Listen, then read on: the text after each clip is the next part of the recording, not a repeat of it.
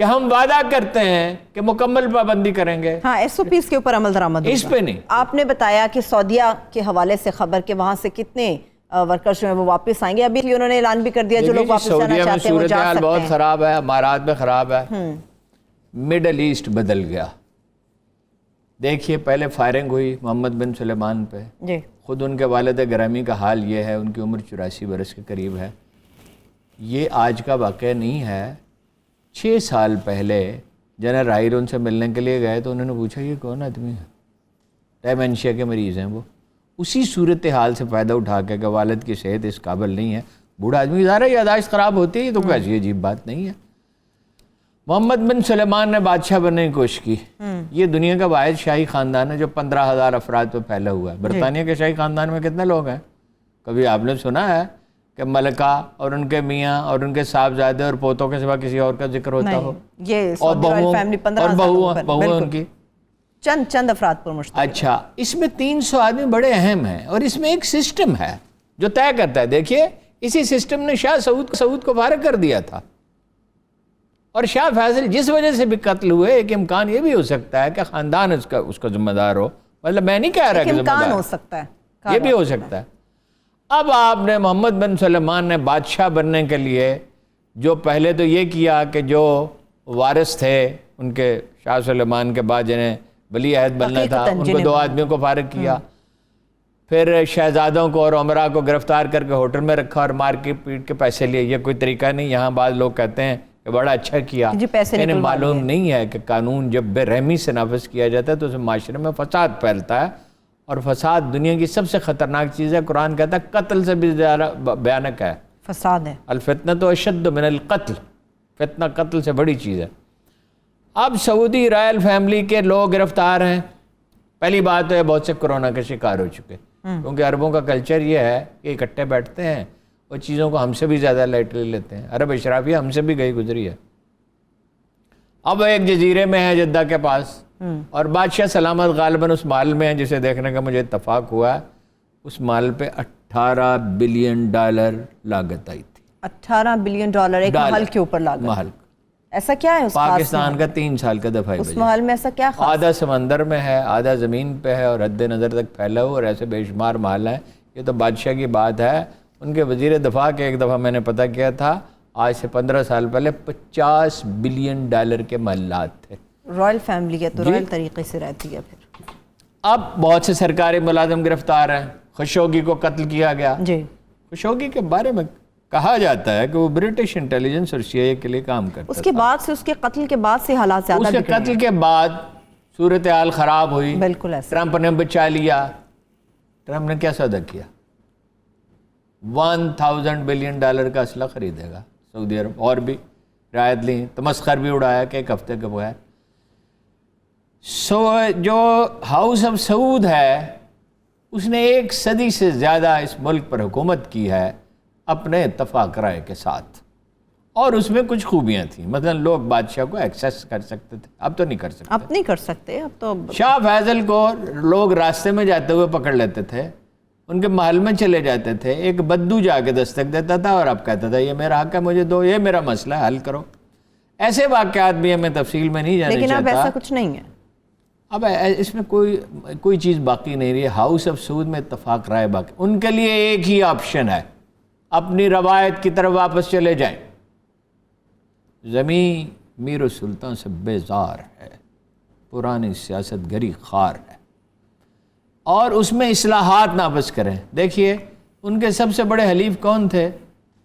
سلفی علماء, بابی بھی کہتے ہیں جنہیں, وہ خاندان جو ہے محمد بن عبد الوہاب کا, جو ان کے پیروکار تھے. انہیں ناراض کر لیا, کلب اور فلاں اور سینما گھر اور وغیرہ وغیرہ بہت سی چیزیں. اب وہ سارا بڑا جدید ہو گیا ہے, بہت جدیدیت آ گئی ہے. جدید تو ہونا چاہیے, جدید تو ہونا چاہیے, مگر یورپ کی خوبیوں کو لینا چاہیے نا. کلبوں میں کیا رکھا ہے, اس سے کیا فائدہ پہنچے گا؟ یہ زمین کس کی ہے؟ یہ زمین رسول اللہ صلی اللہ علیہ وسلم کی ہے, یہ ان کی نہیں ہے. یہاں ایک ذرا سی گستاخی ہو جائے اس کی قیمت بہت بڑی ہے. مسلمانوں سے کہا گیا تھا, مسلمانوں اپنی آواز کو کبھی رسول اللہ کی آواز سے بلند نہ کرنا, ورنہ تمام اعمال غارت اور تمہیں خبر تک نہیں ہوگی. یہ جسارت نہیں کرنی چاہیے. اور کہتے ہیں کہ یہ یہودی ہمارے امزاد ہیں اور امریکی یہودی وہاں جائیدادیں خرید رہے ہیں. جی جی ایسا ہی ہے. آپ ہر طرح کی حماقتیں فرما رہے ہیں اور اس کے بعد آپ سمجھتے ہیں اسٹیبلٹی رہے گی. اسٹیبلٹی اس طرح نہیں رہتی. شکایت ہوتی ہے پھر غیبت میں ڈھلتی ہے, پھر غیبت بغض و عناد میں ڈھلتا ہے, پھر جتھے داری ہوتی ہے, پھر انجام خراب ہوتا ہے. ایک دفعہ ہو چکی فائرنگ, ابھی وہ چھپے ہوئے ہیں, ابھی خدا جانے کیا ہوگا. کبریائی اللہ کی چادر ہے, تکبر کسی کو زیبا نہیں. زیبا نہیں ہے, بے شک بے شک. آپ نے انجام کی بات کیا, تو بھارت کو اپنے انجام سے ڈر کیوں نہیں لگتا؟ وہ انجام ڈر کسی کو بھی نہیں لگتا. بات یہ ہے کہ انسان جب کامیابی کی طرف بڑھتا ہے, انسان کی سب سے بڑی دشمن اس کی کامیابی ہے. سب سے بڑی دشمن اس کی کامیابی. اگر وہ خناس پیدا, اگر تو عجز پیدا کر دے کامیابی, تو کامیابی کے بعد کامیابی اور پھر اس کے بعد کامیابیوں کا نہ ختم ہونے والا. تو کیا اسی نشے میں چور ہے نریندر مودی؟ جی دیکھیے اب کیا ہوا ہے. آج وہ کہتے ہیں کہ پاکستان کی 2 کشتیوں پہ فائرنگ کی ہے جی بحر ہند میں یا بحر ترسن ڈرون بھی ایک بھیجا گیا وہاں سے. ادھر انہوں نے اشرف غنی کے ساتھ مل کے اسپن بلدک میں, یعنی ہمارے چمن کے سامنے وہ خاردار تار جو لگا رہے ہیں جو ہمارا حق ہے, اس پہ یلغار کرنے کے لیے وہاں کوئی دستے ڈپلائی کیے ہیں. ادھر مقبوضہ کشمیر میں مظاہرے ہو رہے ہیں کیونکہ شہروں میں دور مار توپیں لگا دی گئی ہیں. ادھر سے جب فائرنگ ہوتی ہے پاکستان کی طرف سے جواب جاتا ہے, ظاہر ہے اس میں اندیشہ ہوتا ہے مرنے کا, یعنی مسلمان ہے اسے. اب وہ مظاہرے شروع ہو گئے ہیں اور خوف کی ایک حد ہوتی ہے جس کے بعد انسان یہ طے کر لیتا ہے کہ اب جو ہوتا ہے وہ ہو جائے, جو ہوگا وہ دیکھا. اب غصہ انہیں کس چیز کا ہے؟ یہ سام جو پنجابی کی ایک اصطلاح ہے جس کا اردو میں ترجمہ نہیں ہوتا, وس گھولنا, اپنے زہر سے خود تڑپ رہا ہے. وہ کیوں ہے؟ امریکہ نے سینٹرل ایشیا پالیسی میں سے بھارت کو نکال کے الگ رکھ دیا, جس طرح دودھ میں سے مکھی نکال دی جاتی ہے. اب ان کا اتحاد ایک چیز کا رہ گیا, بحر اوقیانوس کا. آسٹریلیا, جاپان, انڈیا اور امریکہ, یہ 4 ملک جو ہیں, یہ اپ ٹل آسٹریلیا, اس میں انڈیا ان کا حلیف ہے. وہ کیا خواب دیکھ رہے تھے؟ گاندھی جی ایک دفعہ گئے وزیرستان, تو کسی نے کہا کہ یہ ہے پاکستان اور انڈیا اور افغانستان, اس نے انڈیا تھا کی سرحد. انہوں نے کہا نہیں, بامیان تک. یہ وہ خواب دیکھ رہے تھے. اگر اندرا گاندھی کے نام آپ نہرو کے خطوط پڑھیں تو اس میں خواب عظمت ہے ایک. یہ جو خواب عظمت ہوتا ہے یہ قوموں کو کبھی اوپر بھی لے جاتا ہے اور کبھی تباہ بھی کر دیتا ہے, کہ وہ اس کی سینٹرل ایشیا پالیسی کا حصہ بنیں گے. دیکھیے یہ روس کا جو جنوب ہے نا, کرغیزستان, قازقستان, ترکمانستان, تاجکستان, ازبکستان, یہاں امریکہ کیوں رہنا چاہتا ہے افغانستان میں؟ بریک سے واپس آ کے جانے, روس اس کو کنٹین کرنے کے لیے. جی ٹھیک ہے, ایک بریک کی طرف بڑھتے ہیں. جب بریک سے واپس آئیں گے تو امریکہ کی چاہت کیوں ہے کہ وہ افغانستان کے اندر سٹے کرے؟ ایک چھوٹی سی بریک سے واپس آ کے اس پر ڈیٹیل سے بات کریں گے, مگر اس کے ساتھ ساتھ ہارون صاحب سے یہ بھی جاننے کی کوشش کریں گے کہ اس کرونا وائرس کے بعد دنیا کیسی ہوگی. اسٹے ود اس.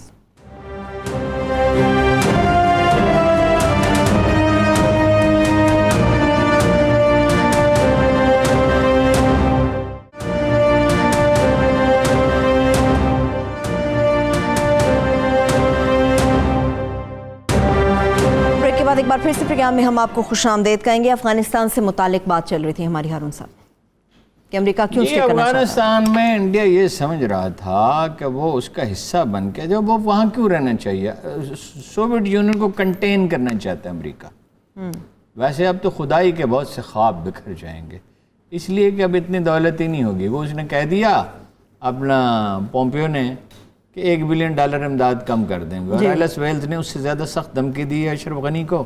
وہ ہمیشہ ان کا لہجہ کہ اگر آپ کا متفقہ حکومت آپ نے نہ بنائی, کنسنسس نہ کیا, کنسنسس گورنمنٹ نہ بنائی, تو کوئی تعاون آپ کے ساتھ نہیں کیا جائے. اشرف غنی کا ویسے مجھے لگتا ہے کہ قصہ پاک ہونے والا ہے. اچھا, وارث شاہ کہتا ہو نا, ہرنیاں دی عمر ہو چکی, جڑی شیر دی جو وچ پانی پیندی. کیا بات ہے. آپ کو یہ کہا وزن سے گر گیا.